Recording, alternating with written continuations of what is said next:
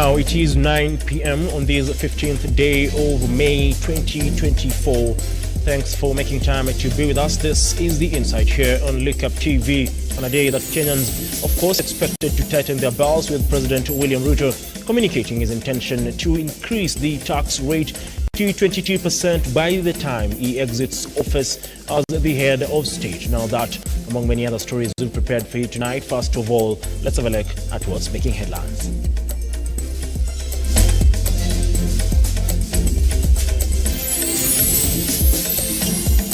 Tonight on The Insight, we must begin to enhance our revenue.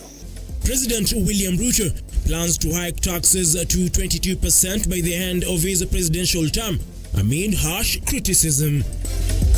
Treasury PS Dr. Chris Kipto defends budget cuts said to threaten operations at key agencies.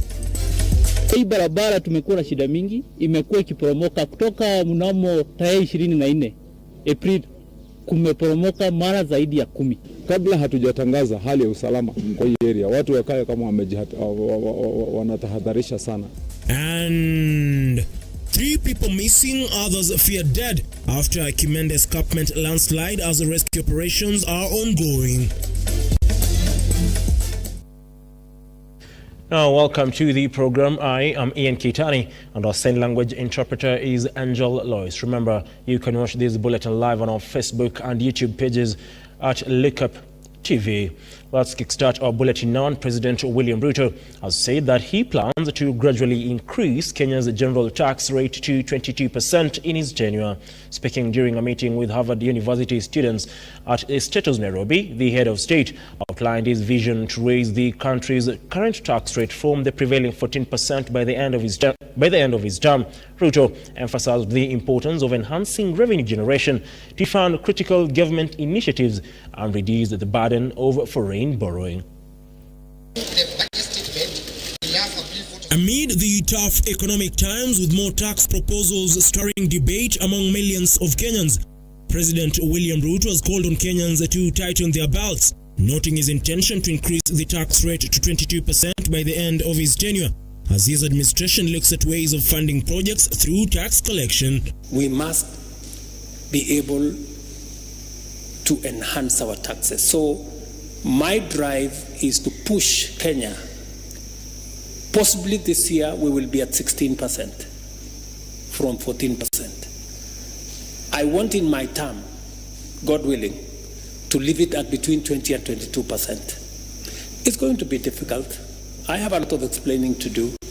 People will complain, but I know finally they will appreciate that the money we go to borrow from the World Bank is savings of other countries.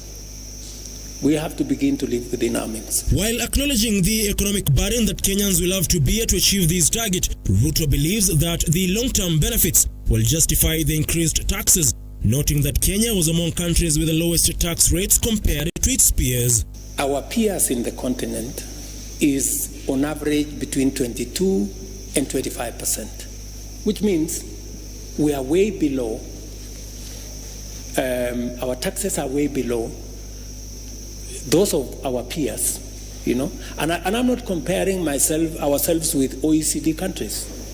You know, countries like France are at 45%. Speaking during an engagement with the Harvard Business School's class over 2025 students on Africa's trade and investment potential at State House, Nairobi, President Ruto noted that the push to raise more revenue through taxes was also part of ensuring that Kenyans live within their means. We were spending 15 billion, that is close to $150 million every month. And we were going to sink the country. So I stopped. I mean, there was a complaint for a few weeks, and then people started to understand we need to make some hard decisions if we have to get the country moving in the right direction. Ian Keitane, Lookuptv. Now, still on matters finances is that Treasury PS Dr. Chris Kipto has defended funding cuts and introduction of new taxes as proposed in the 2024-2025 financial year budget. Appearing before the Finance and National Planning Committee, the PS maintained that a struggling economy necessitated the difficult decisions amidst public uproar, as Stanley Ligaria now reports. The allocation shall go a long way to ensure that programs and sub-programs activities are implemented as it says.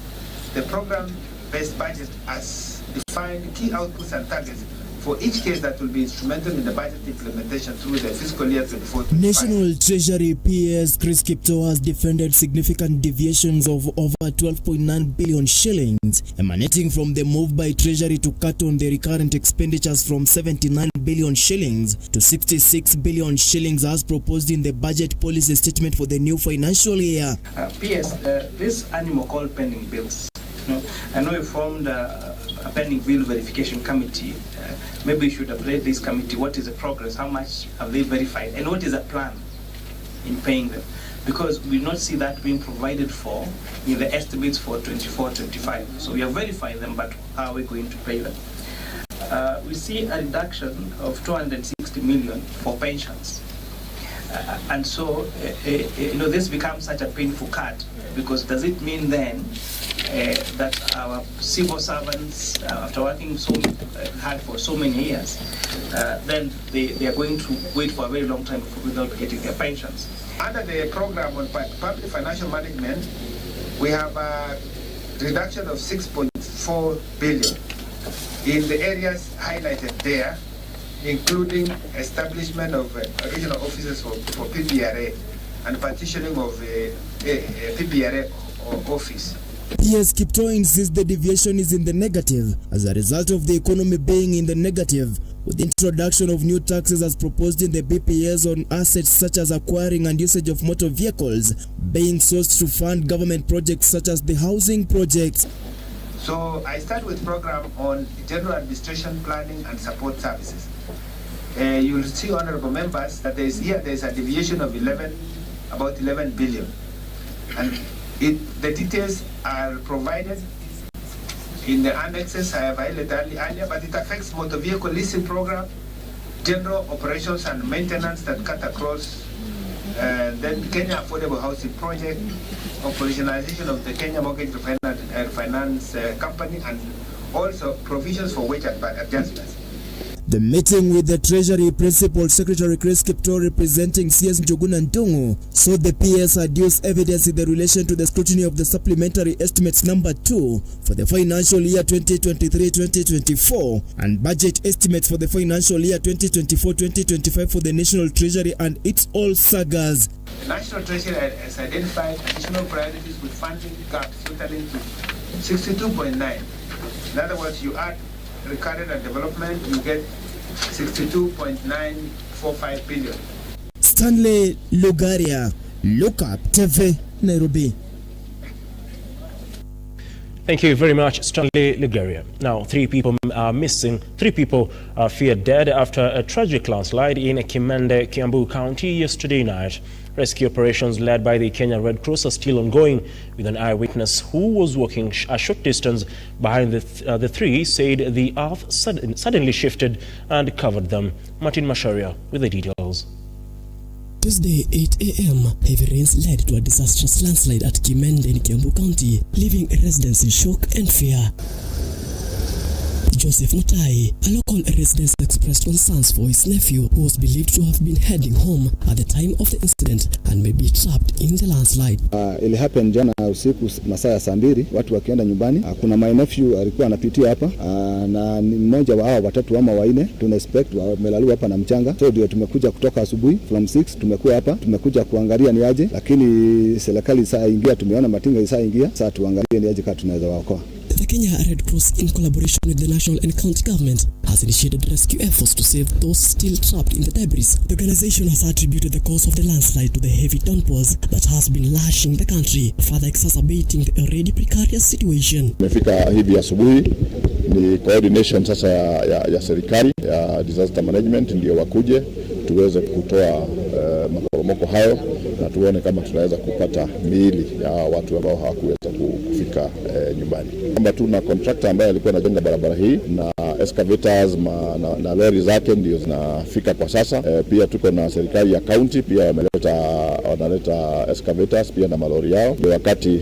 tunatoa huo mchanga uweze kuondolewa na kuanza kupelekwa mahali pengine. Kiambu Governor Kimani Wamatangi, however, issued a stern warning to residents, advising them to avoid using the road in the affected area, pointing fingers at the contractor responsible for the road construction.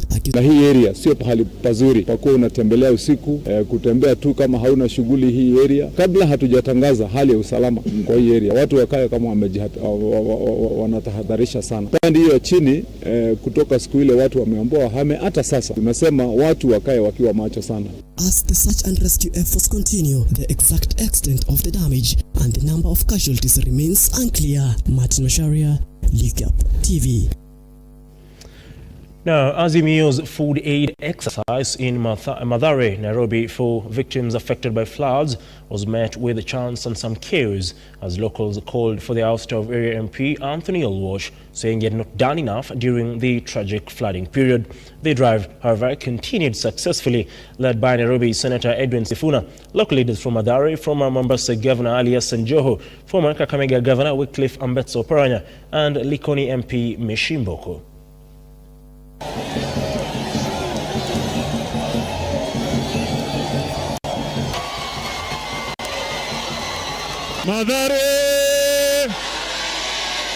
Mathare mambo, muko ngangari. Hebu tusalimiane na mkono namna hii. Umefurahi kutuona, kuleta chakula, mnapokea salamu za baba. Nikirudi nimwambie nini? Mathare iko locked, si ndio? Mathare iko nini? Asanteni sana. Mathare oye! Mathare oye! Pokeeni salamu kutoka kwa baba. Baba angekuwa hapa lakini ako safarini. Sasa tumekuja hapa. Tumeona siasa imechacha hapa. Lakini sisi tumekuja hapa kupeana chakula. Siasa tutarudi mwaka wa 2027. Nasikia hivyo. Na tumekuja hapa tupike pole kwa wale ambao wameathiriwa, na hii chakula tumeleta kwa kila mtu, tujaleta kwa chama. Kila mtu ambaye ameathirika ana haki ya kupata chakula, na hii chakula tutawacha hapa, mutagawiwa vile inatakikana. Now, the Ethics and Anti-Corruption Commission has recovered grabbed public property in Eldoret City worth 3.2 billion shillings belonging to the Judiciary, Administration Police, Uasin Gishu County Referral Hospital, the County Fire Station and County Assembly. Shamila Barasa with the details of how high-profile corrupt individuals almost got away with a fraudulent acquisition of land. After a long period of working to address corruption in Eldoret, the Ethics and Anti-Corruption Commission (EACC) has recovered several parcels of public land worth 3.2 billion. Initially, the pieces of land were being used by the Judiciary, Administration Police, as well as County Fire Station before private companies owned by high-profile individuals grabbed them. EACC has been able to recover from grabbers public properties worth Kenya shillings 3.2 billion. These are properties that were grabbed from key institutions, including the judiciary. Speaking to Press in Eldoret, EACC spokesperson Eric Ngumbi has indicated that his commission will not rest until corruption is fully dealt with. Ngumbi has also stated that representatives have been placed across each county to monitor the activities of leaders, especially those who are involved in corruption activities. We have representatives from the Assembly and the county public service boards of those counties. And the purpose of this engagement is for the commission to assist the devolved units develop strong accountability mechanisms that will assist in managing or taming the challenge of corruption that continues to face our counties. Further revealed that 97 other properties worth 7.4 billion currently in private hands in Eldoret are under investigations for recovery and return to the public, adding that the anti-corruption watchdog has been on an overdrive to recover grabbed or stolen public assets, especially by individuals and entities colluding with those in public service. EACC has been able to trace and identify 97 parcels of land that have been grabbed again within Eldoret town. The total value is 7.4 billion Kenya shillings. Shumila Baraza, Lookuptv. Now, last story by Shamila Baraza takes us to First Beat. They'll be back in a moment. Don't go away.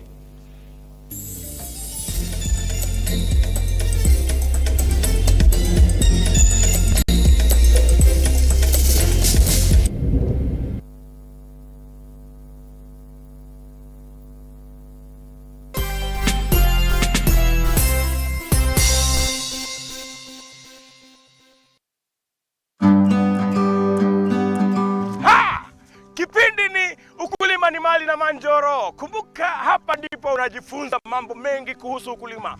Kilimo ni uti wa mgongo wa nchi, na ukiwa na njoro unajifunza. Kumbuka, angalia mwenyewe.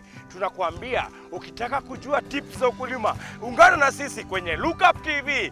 Every Sunday unatukuta pale saa 10, tunakuonesha kuhusu ukulima. Ukulima wa mimea, ukulima wa ng'ombe, ukulima wa kuku, ukulima wa mbuzi na yote ambayo yanahusiana na ukulima. Kumbuka nini? Kipindi ni ukulima ni mali.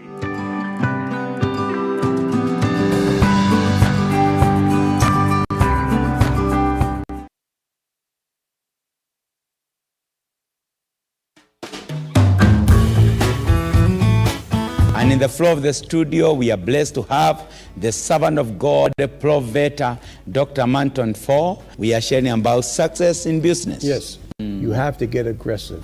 You have to stand up today and begin to move. You can't look at the things around you, how many people have hurt you, how many obstacles you've had in your way. And we must take care that we don't lose the grip, the hand of God, because when you tie, you lose, you may not get that opportunity. Brian. Commit everything that you do unto the Lord, and He will establish your ways. Micah 2:10 that says, get up and go, for the place where you are in is doomed to destruction. We can't talk about business without mentioning the word money. Oh yes. Your money increases by the level of the problems that you solve.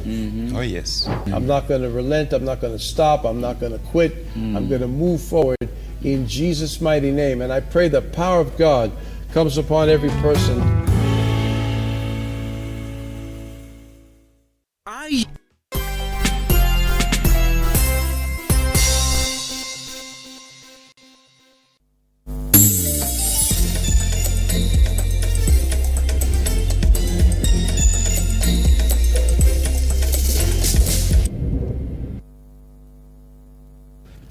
Now let's continue with a bulletin. And President William Ruto has urged the Kenya Defence Forces to help the country tackle climate change efforts. Speaking in Eldoret, where he presided over the KDF pass-out, Ruto highlighted climate change as the nation's biggest threat and praised the KDF response to the recent flooding situation.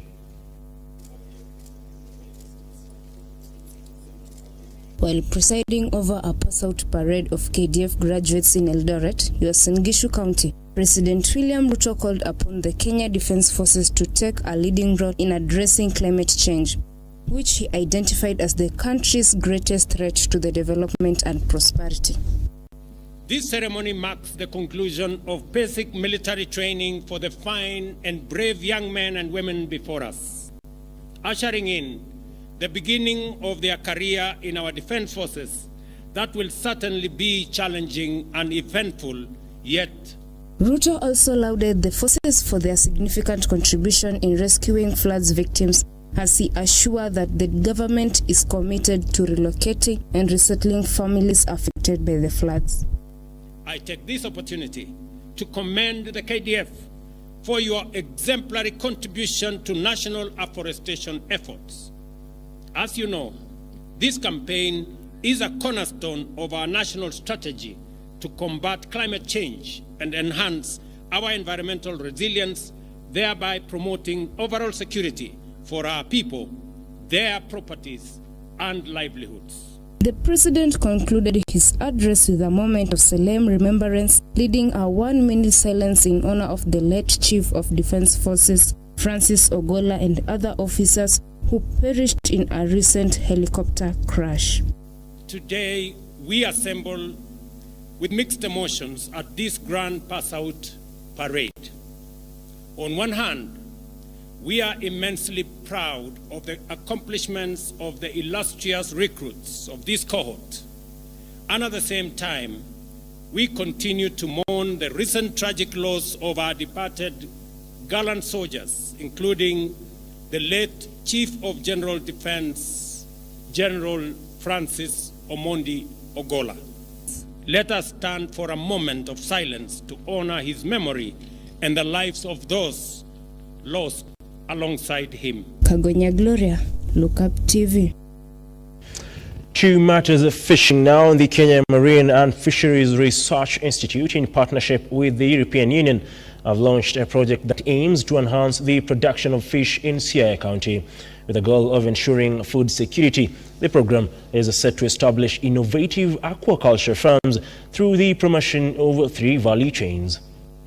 Fish farmers in Siaya County are said to benefit from an initiative between Kenya Marine and Fishery Research Institute and various organizations that seek to boost catfish and tilapia production. Right now we have a project under the acronym is called Ecofood. It is a project sponsored by the European Union to look at 3 value chains which can end up supporting livelihoods of local communities. According to Dr. Pete Odote from Kemfree, the Ecofood 3-year project, funded by the European Union worth 85 million, are set to establish initiative agriculture farms in Ugunja sub-county.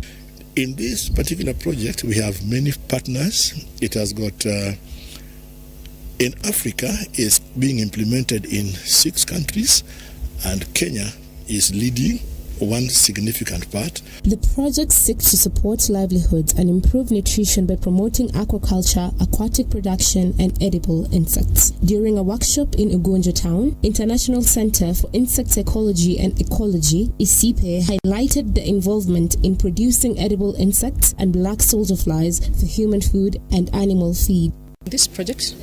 In this project, we are basically involved in the production of edible insects, that is the cricket, and they're also involved in production of the black soldier fly. The cricket will basically be used for production of human food. So once the cricket has been reared, one of the major issues that people have with consuming insect is that they find it, some people find it scary, some people also fear insects, and some people have that disgust factor. They think eating insects is not very appealing. Stephanie Ogugu, Lookuptv. Now, a 32-year-old woman from Chepkeneroy village in West Pokot County has seen 14 dark years suffering from an unknown disease that has left her unable to fend for herself. As Jasmine Miner now reports, she's now calling on authorities and well-wishers to come to her aid and give her a shot at a normal life. Unable to walk or stand, Cherop, who is orphaned, has never afforded treatment at a decent hospital and has relied on poorly equipped local dispensaries which are unable to provide the special care she needs.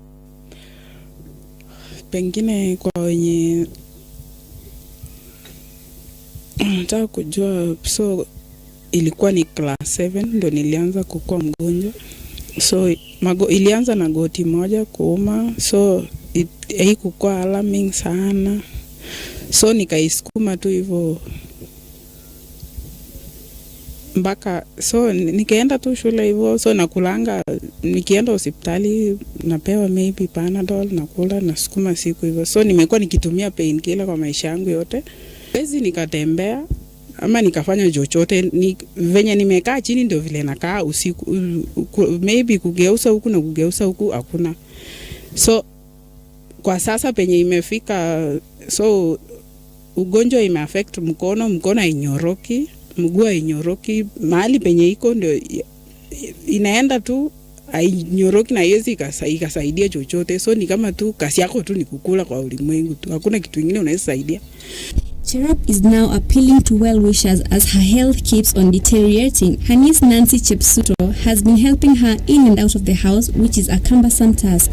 Watu viongozi wa kaunti yetu na wengine wote wenye wameguswa wanisaidie, sababu nimesukuma kwa miaka 14 sasa. Kama ninaumwa, hakuna kulala usingizi usiku kucha, so na hakuna baba ama mama mwenye naweza sema pia ako hai, wote waliaga. So tulibaki na sister yetu ambaye tunamtegemea, kama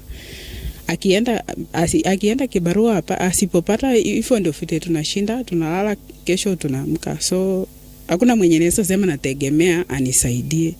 So nilikuwa naomba viongozi wa West Pokot, wakiongozwa na viongozi wa West Pokot na Kenya mzima, mnisaidie at least nitoke kwa hii situation, sababu nimesukuma mpaka watu wamebeba nje na ndani, mpaka wengine wamekuwa wagonjwa, wengine sahi wanaumwa na vifua sababu ya kubeba na nje na ndani. Lookuptv.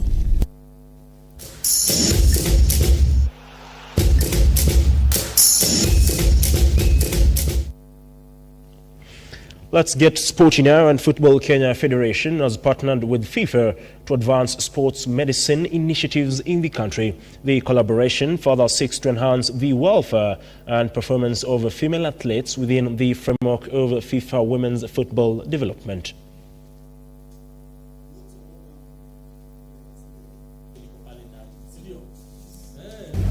And for a long time, we've been kind of segregated or something. More attention has been on the male.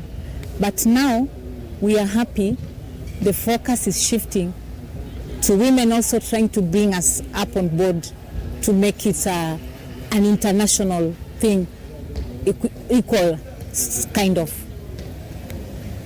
Now, when you bring professional health for women, so number one, we are taking care of their physical health.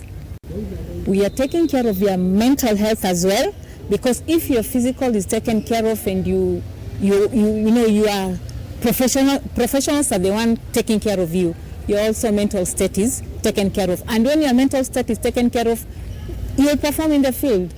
On a wider way, nitajua na pia niweze ku open mind yangu pia. Yeah.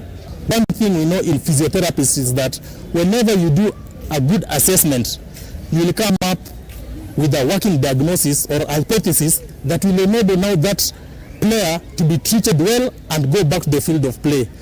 But if we don't treat these players according to how we assess them, it will make now these players go back and start some other small business that will engage them in subscriptive environment that cannot make them earn their living. To the local football, and Nairobi City Stars came back from 2 goals down to salvage a 2-2 draw against Robert Matano's side Tusker FC. In other matches, Sofapaka defeated Posta Rangers 2-1, while AFC Leopards won by a solitary goal against Kenya Police. Shabana FC and Talanta FC ended in a 1-1 draw.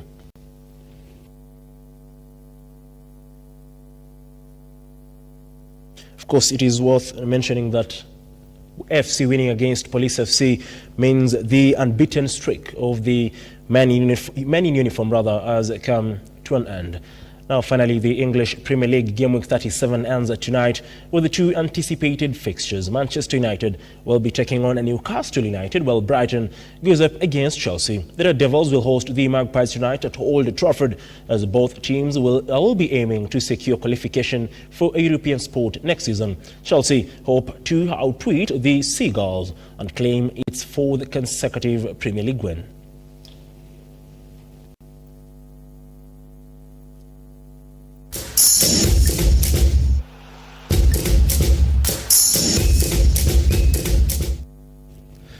Well, that